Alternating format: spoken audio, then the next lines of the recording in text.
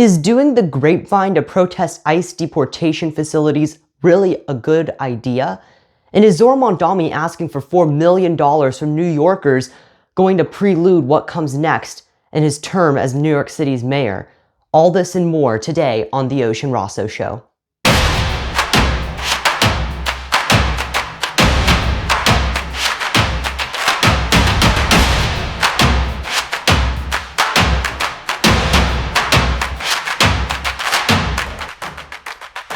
So I think that as we have been talking about all these socialist mayors, there's almost a pandemic of socialist, democratic socialist mayors all over America.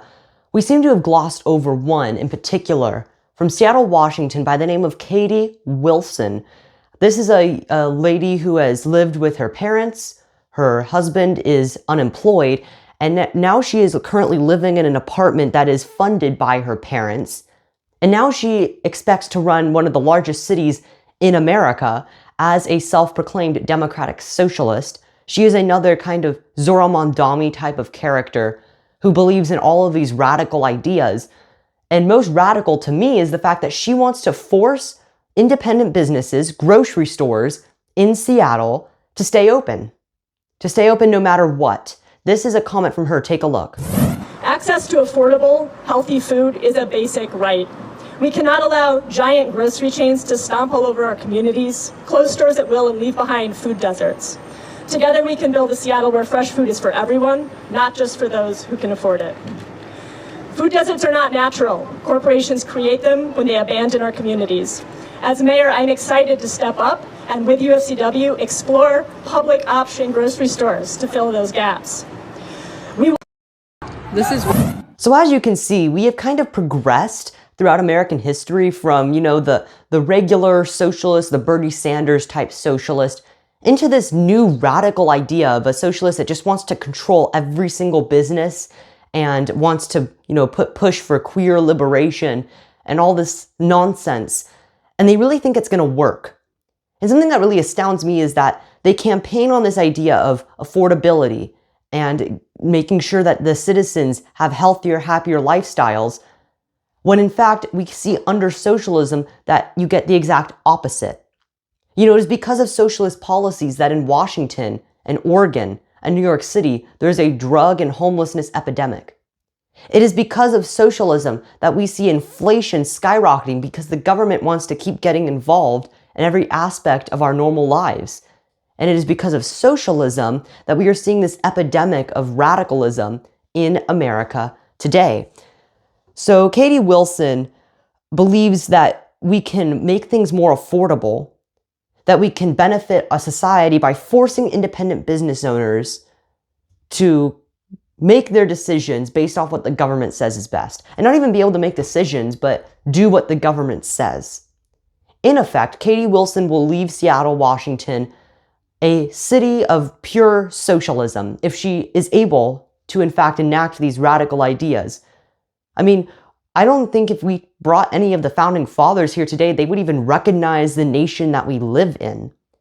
The idea of forcing business owners to keep their stores open against their will is just so socialist, so tyrannical, and so radical that it really doesn't even allow one to comprehend what America is today.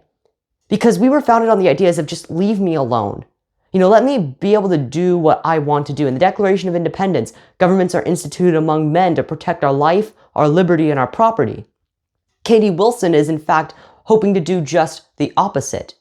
She wants to stop business owners' liberty, to have the city make decisions for them instead of them being able to make decisions for themselves.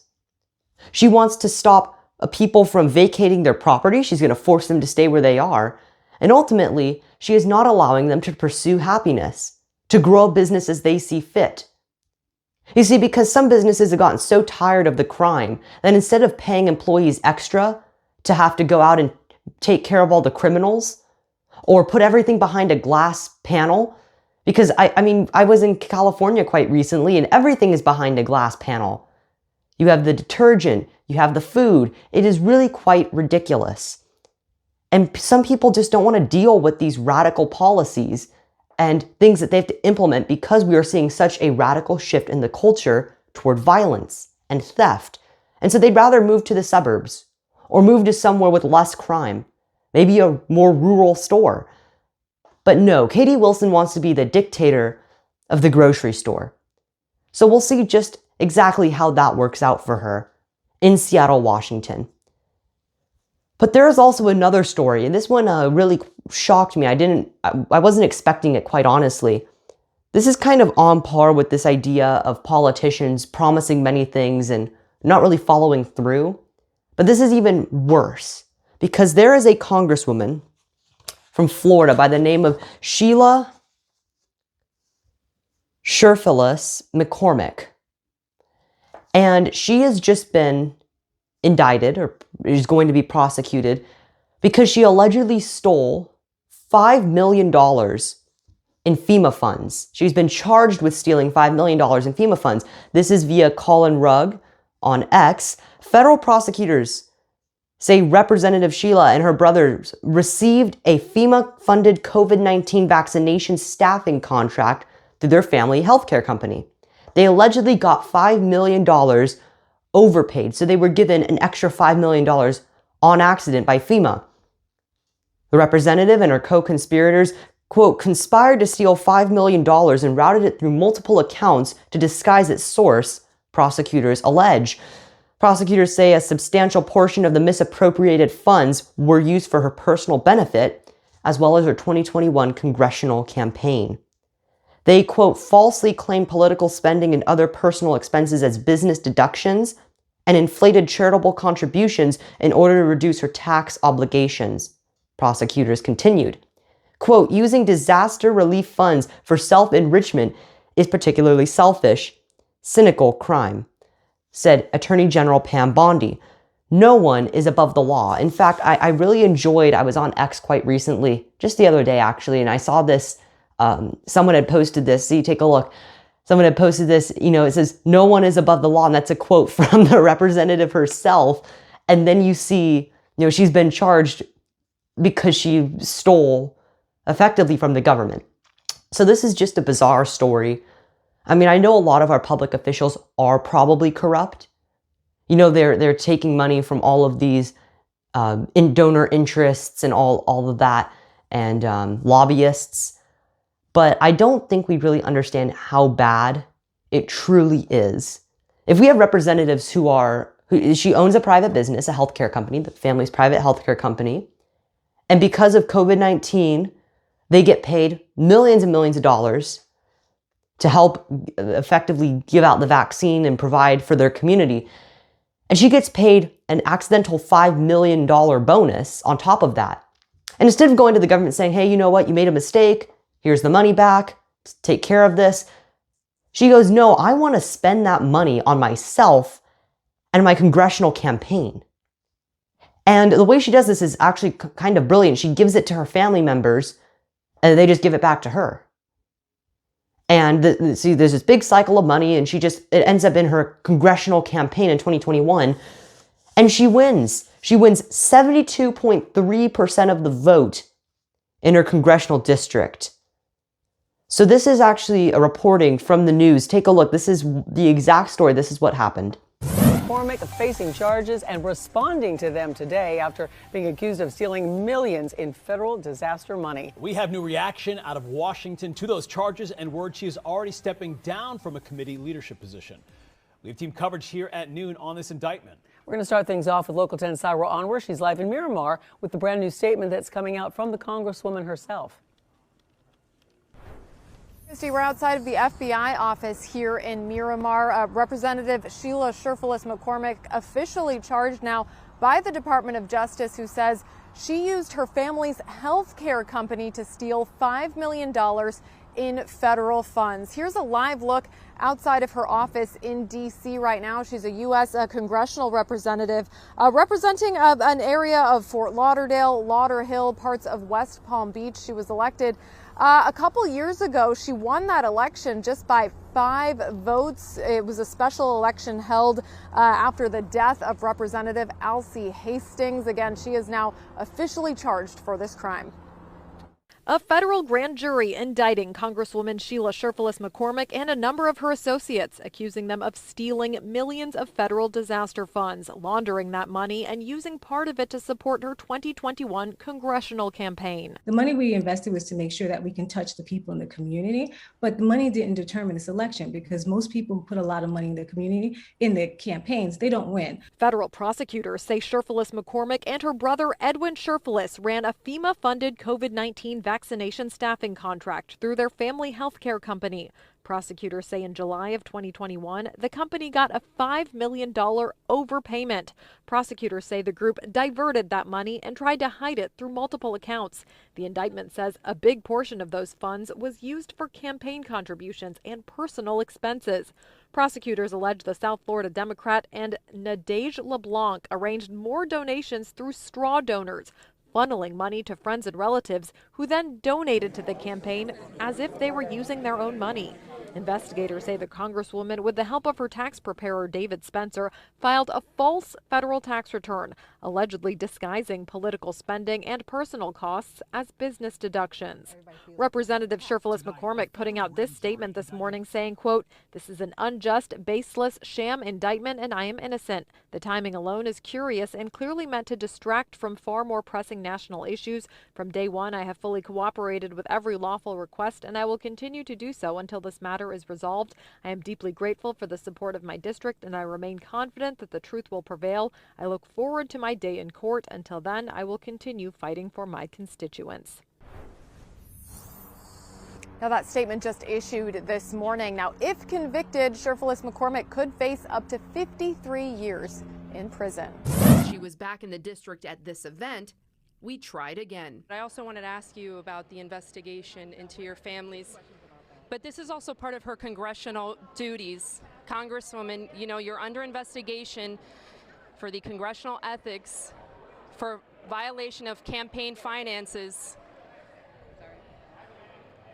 Congresswoman, this is your district. You have to answer to these people. Congresswoman. Attorneys for her family's healthcare company aren't answering the I-Team's questions either. And the Department of Emergency Management says they won't comment on ongoing litigation, leaving taxpayers and her constituents wondering what happened to those millions. So has it really gotten to the point where we can't even trust our public officials to take care of their business in private life? I mean, because this isn't something that she did on a congressional scale. This isn't as a congresswoman. This is as a private business owner. She was paid $5 million. She runs for Congress. She uses some of that money to fund her congressional campaign by laundering it, basically. And this is just the tip of the iceberg, in my opinion, of the scandals that are currently going on in Congress. Because if this is just something this is 4 years ago, this happened quite a while ago, what else have we not seen? Can we just have accountability? Is that too much to ask for accountability with our congressmen and women who go in to serve our nation? Can we not just have open transparency? Is that too much to ask in our current political climate? Well, for some it might be. And that truly is saddening to me because we need to really be open and honest about what's happening in politics, or else we're going to leave out the common citizen, the common voter, people who don't have the ability to go in depth and research every single talking point and issue that a candidate is proposing. People who just vote based off who they see more, or who they hear from more, or who runs a better campaign, not on the issues that actually matter. And you know, it is really quite an issue in America today where it's all about being flashy and making the most promises, because that's exactly what we see with our current congressmen and women, with a few exceptions, of course. But we need to revert back to the society that our founders wanted. Because, as John Adams said, our Constitution was made for a moral and just people only. It is wholly inadequate for any other. And if we continue to shift even more to this radical view, we are really losing, in essence, what the founders fought for. Now let's look at some crazy clip. I thought this was AI generated, in fact. Before I read the context of this clip, I thought this was AI generated. I thought this was a Babylon Bee skit, that this could not be real.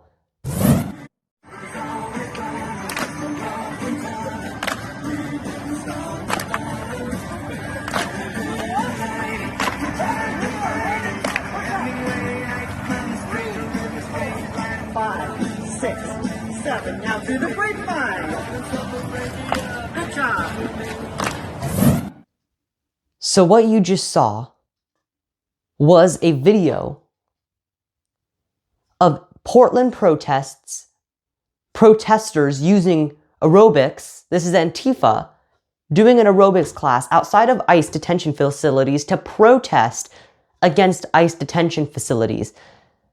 This was held outside of the South Portland, Oregon ICE U.S. Immigration and Customs Enforcement ICE detention facility. Approximately 24 protesters participated, wearing neon leg warmers and an 80s theme. If there is one thing that I think should be said, it's we cannot lose to these people. Okay, we just can't lose to these people. This is pure insanity. You know, if you're going to go out and you're going to hold up signs and protest and shout and use a megaphone and wave flags, at least that's doing something. Holding an aerobics class in opposition to ICE is the most absurd story, the most absurd way of protesting I've ever come across. And I'm not upset about it. They can do what they want. They have the ability, as long as they're not infringing on the ability of that ICE detention facility to work and to continue doing what it should be doing, they can protest. But if we are going to lose in 2026 and 2028 to these people, we should be taking a look in the mirror. We should be taking a look in the mirror. This protest occurred on November 9th, 2025, and was dubbed "Sweating Out the Fascists." Of course, everyone's a fascist. That if they don't agree with you, you're a fascist. Organizers, including participants from a fitness gym, performed synchronized routines to oppose immigration enforcement policies under the Trump administration. They used signs reading "Melt ICE, not our rights." What rights? The right of you to go out and protest an ICE detention facility, wearing absurd clothing and dancing to an 80s song and doing the grapevine to somehow, show Trump that what he's doing is wrong. Yes, because you have that right. I don't see where your rights are being taken away. I mean, we're deporting people who have committed the crime of entering our nation illegally, unlawfully. They have cut in line, and we're sending them back to where they came from. I think that's the most we could do. That's like the best option for them. We are sending them back to their nation without any trouble. We're just taking them off the street. We're sending them back. We're even giving them the ability to apply. That if they go into the app and they say, I'm here legally, you can take me home, we'll allow you to come back. We are doing all that we should be doing. And for some reason, for these people, it's not enough. We're infringing upon their rights to break in and enter into our nation. How dare we? How dare we protect our borders? That's nonsense. No, of course it isn't. Because without borders, we are nothing. A nation must have strong borders. And for some reason, these people don't care, don't understand. So apparently they were supposed to raise funds for an Oregon food bank while drawing attention to the plight of detained immigrants amid a surge in deportation activities. They use nonviolent actions. That's good. That is net good for society, because we have been seeing way too many violent actions being taken on arbitrary issues that really don't matter at the end of the day. So that is good. No arrests were made. Federal officers monitored the event from the rooftop, as they should. They are doing their job. They're making sure that we stay safe. It was a peaceful conclusion. It is a little odd that this is the way that they choose to protest, but that's okay. I am simply saying that if we are going to allow ourselves to lose to people like this, to people dressed up as animals, they're furries in their costume doing the grapevine to an 80s song to get some workout and protest ICE detention facilities, we need to analyze what we are doing wrong. Because the polls are showing the Democrats had the favorability in the 2026 election, and they had the favorability in the 2028 election. Even though there is no clear frontrunner for president, they are still being given the benefit of the doubt. Even after a radical leftist assassinated Charlie Kirk, even after President Trump has had multiple assassination attempts, even after the violent riots at UC Berkeley by leftist protesters, they are still winning. And we need to do something about that. Because if we lose to people who are doing the grapevine to protest what they believe is fascist, there is certainly a big problem. So it's time for us to stand up for what's right, to stand up for freedom, for truth. We should stand up for the ability of protesters to do this. But we shouldn't be losing to them. Because if we are, then our society is truly doomed. And another way that our society is potentially doomed is because of the rise of radical socialism. Democratic socialism. An idea that really doesn't work, because there's democracy and socialism and you can't really put the two together. But it is democratic socialism nonetheless, and it is taking over our nation.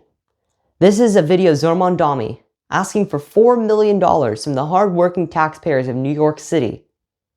Take a look. Since we won the election, we've been pretty busy. Rejects the Democratic Socialist Zohran Mamdani. Too often, this is a time of just celebration as opposed to preparation. We want to make it both. A lot of these things are new, but one of them is pretty old, fundraising. But why are we fundraising? Well, we have less than 50 days until we take office, and we have a lot to do. We have to vet the 50,000 resumes we've received. Thank you. We have to keep paying our incredible team. Thank you. And we have to plan not just our inauguration, but our policy implementation. Now, unlike the campaign, transitions do not get public matching funds from the city. So that 8-to-1 match, gone. It's up to us to raise the money. Usually campaigns take that as an opportunity to rely on wealthy donors, but that's not us. You've already been incredible. We've raised more than $1 million in just 2 weeks. Our average donation is around $77, and more than 12,000 of you have donated so far, which is much lower than the last administration's transition. But we're still asking for your help because we need to raise $4 million in total, so January 1st can be the day we start to deliver, not start to prepare. I hope very soon not to have to ask you for money, but until then, I'm asking for you to go to transition2025.com and give whatever you can to help build a New York that everyone can afford. This is your city, and I can't wait to get to work. No, I'm kidding. Thank you, guys. Thank you. So as you can see, Zohran Mamdani is asking for money.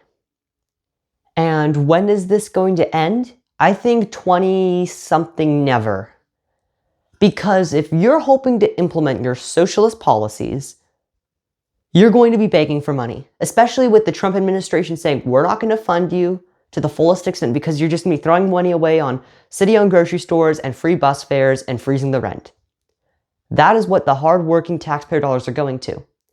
And even though Zohran has put an emphasis really on the idea that it's not the 99% paying for everything, it's the top 1%, as he insists, it will be the 99% because that's basic economics. Right? Because you don't get to be a billionaire from doing nothing. It came from somewhere. You don't get to be a millionaire from doing nothing. You either have a business, you own a business, you sold the business, but most people are in charge, are CEOs of a business. And so if I'm a smart business owner, and I'm being told that I'm going to have to pay more in taxes to appease Zohran Mamdani, well, I'm just going to raise the price of my goods and services. And that's what we're going to see. And so in the end, it won't be the millionaires and the billionaires that are having to pay more to the city. It's going to be those people that are using the goods and services, and even the employees who are getting paid, who are going to suffer. So in effect, Zohran Mamdani is a skilled politician. I'll give him credit for that. He is a really good politician. He has the ability to frame it into a way that makes it look like he's just sweet little Mamdani asking for a few $1 million so he can start up the inauguration process and go through all the job applications. But no, this is a problem because if you're already asking for money and you're just the mayor-elect, what's it going to look like further down the road? And let's say 6 months or a year or 2 years, when you're the mayor of a failed city, you're the democratic socialist mayor of a capitalist city, what is that going to look like? Well, we have some insight into what that's going to look like Because Zohran hopes to use international law to arrest the Prime Minister of Israel, Bibi Netanyahu. This is courtesy of ABC, I believe. This is an interview. Oh no, Fox News. Excuse me, Fox News. This is Zohran Mamdani being interviewed on Fox News, asked specifically about his claim that he will arrest Bibi Netanyahu under the guise of international law. You said that you would arrest Netanyahu if he came to the United States. You've been very outspoken in your criticism of him. Do you stand by that? You would arrest him if he came here, if you were mayor? I've said that this is a city that believes in international law, and this is a city that wants to uplift and uphold those beliefs. The Prime Minister... The United States doesn't stand by the International Criminal Court. It hasn't signed the treaty for the International Criminal Court. The International Criminal Court, however, has issued a warrant for the arrest of Benjamin Netanyahu. But as what it grounds has, in the United States could you arrest him on? As it has for Vladimir Putin. I've said that I believe that we should uphold arrest warrants by the International Criminal Court, and that you should do so only in abiding with all of the laws in front of us. I'm not going to make a new law to ensure that we can actually do this. Do you think that Commissioner Tisch would allow you to arrest Netanyahu in New York City? I've appreciated Commissioner Tisch's leadership of the NYPD, and I think that she's done a good job at lowering crime across the city. But do you think that she would go along with arresting Netanyahu in New York? I can tell you that I'm going to exhaust every legal option in front of me, not to make new laws to do so. All right, so we got that. So Mamdani has publicly stated that New York City is a city of international law and that he would arrest Bibi Netanyahu if he were to visit New York City. Now, of course, it's not like the United Nations headquarters is in New York City or anything like that. It's not like the current mayor of New York City, Eric Adams, invited Bibi Netanyahu to come to New York City. That doesn't matter, right? We'll just arrest him, throw him in jail, lock him up. Well, actually, no, because international law doesn't have jurisdiction, as the Fox News host said. It doesn't have jurisdiction in America because there's no such thing as international law. Do you think North Korea is going to listen to international law? Do you think China is going to listen to international law? How about Russia? Or just in general, is any country going to go by the jurisdiction of what, say, Somalia says? Or what Greece says? You know, it's not like this is the thing with the United Nations, that each country gets an individual vote and all counts as one vote for that whole country. This idea is flawed. Because America is going to have completely different interests than, say, Indonesia or Madagascar or Peru. The United States is going to have different norms and standards and societal cultures than these other nations. So if we go by what the Court of International Law says, well, then we're just gutting the American legal system. You see, New York City isn't an international city. It doesn't belong to the world as a whole, as some hippie liberal will have you think it does. New York City is an American city. It was built up by American settlers, people who immigrated from other parts of the world so they could start anew. And it was incorporated into the United States of America. And it is now the largest city, the most important city, and the most capitalist city that we have seen really in the world, if not in America. So no, we do not have a city under international law because international law isn't a thing that exists. Only God's law is international law. Only morality really is international law. And you can choose to obey it or to go and work against it. There is no, assembly of international representatives for every nation trying an international criminal. That's not how it works. That's not how it works. So it really is odd to me that Zohran Mamdani is trying to make it as though New York City is an international city, that we're going to listen to international law over American law. And this just really is anti-American. To value international ideals and international principles over American principles. The founders created America for a reason. In fact, they said that we really shouldn't get involved in any other foreign wars or skirmishes or foreign ideas that don't benefit us directly. So why do we have America bending the knee to so-called international law if it doesn't serve what we need to do? Well, if it isn't pushing forward the ideals and principles of freedom across the globe. So we really need to analyze these principles before we jump to a conclusion. Because we shouldn't be arresting leaders of foreign nations just because they are so-called international criminals or have committed so-called war crimes, we should allow them to come to the United Nations headquarters because it is in New York City. We should not have some tyrant dictator of New York, Zohran Mamdani, trying to arrest those who committed international crimes. We should have norms and standards. And that should be a federal issue and not a local issue. That should be something that Zohran Mamdani is kept far away from. Because as we see, he is really, really doing disastrous things even before he's mayor. He's just mayor-elect. It'll be interesting to see what he does when he is actually in charge of the largest city in America. Largest city in America.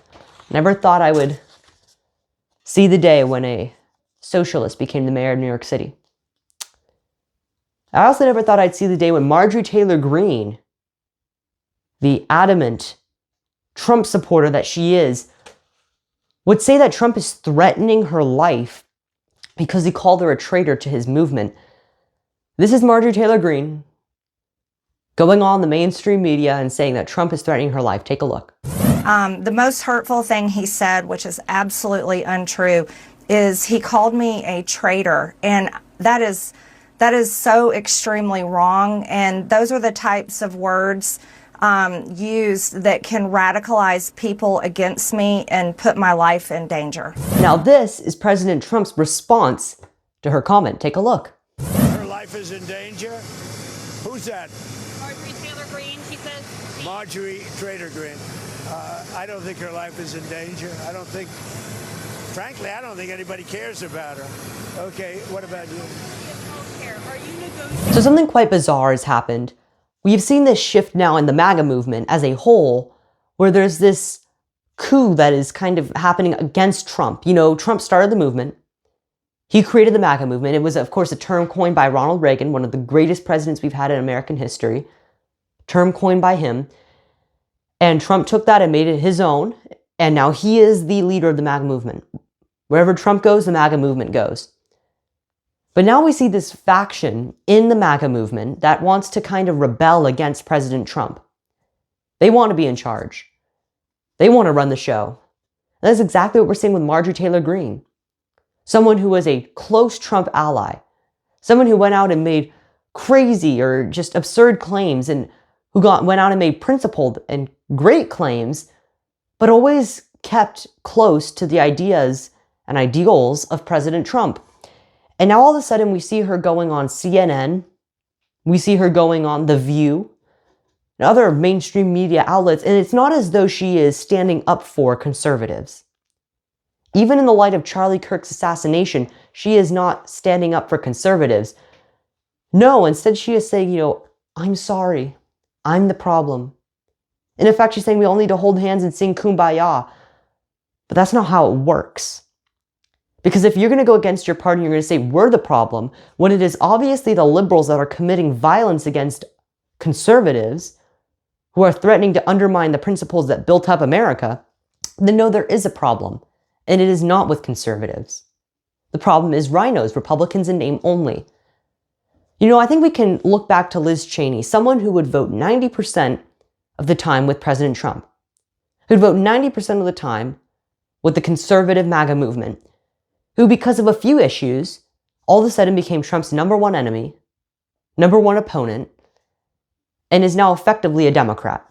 This is the same thing, and I hope we don't see it with Marjorie Taylor Greene, because she is someone who has a lot of influence, who has a large following on the conservative side of the aisle, and now she is claiming that Trump is putting her in danger because he's coming out and finally criticizing her and saying, you've been, for the past few months, Marjorie's been coming out against President Trump, and all of a sudden when he goes and he tells her, stop, you're being a traitor to the movement, all of a sudden she's the victim again.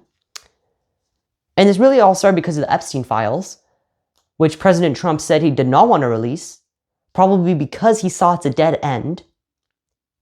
We just saw this week, I believe he's going to be signing the bill to release the Epstein files. And that was Marjorie Taylor Greene's main issue with him. She texted him, and I love his response. Just take a look. See, this is a post from President Trump. He said, because I have so many, in effect, he said, because I have so many people on my phone I don't have the time to speak with a ranting lunatic. Now, I don't like calling people names, but Marjorie Taylor Greene really is working against President Trump for some strange reason. Because she rode his coattails. He is the reason she got elected to Georgia's 14th congressional district. It is because and only because of President Trump. And, you know, the fact that liberals are 8 times more likely, according to a YouGov poll, 8 times more likely to justify political violence. And then you are going on TV and saying it's conservatives that are the problem. I am sorry, I repent. There's a problem. And, you know, I was thinking of analogies that would really show how the conservative movement is going right now. I was with a friend the other night, and she told me, and I love this idea, this analogy of the conservative movement. It's almost like Christianity, right? Because you have a bunch of different denominations. They all hold some different variety of views, but we're all working under the banner of Christ. We're all working for the same purpose, to make heaven crowded, and to advance the kingdom of God. That's almost like the conservative movement. And we're seeing a bunch of different factions, all united under the idea of conservatism. But when you start to get people who are rebelling against those principles, like Nick Fuentes, hopefully Marjorie Taylor Greene will see what she has been doing and correct the issue. But if Marjorie Taylor Greene people like Liz Cheney, and they go work directly against those principles and foundations, then we shouldn't be giving them the microphone. We shouldn't be passing the megaphone to them and saying, here, you be the voice of the conservative platform. Because that's not how you win votes. You change minds. You don't rant and scream. Because if we are ranting and screaming, that makes us no better. Ladies and gentlemen, thank you for watching the 4th episode of the Ocean Rasso Show. Please be sure to like and subscribe and comment down below any information, facts, or viewpoints that you have. I hope that you enjoy the rest of your week. God bless you all. May God bless America.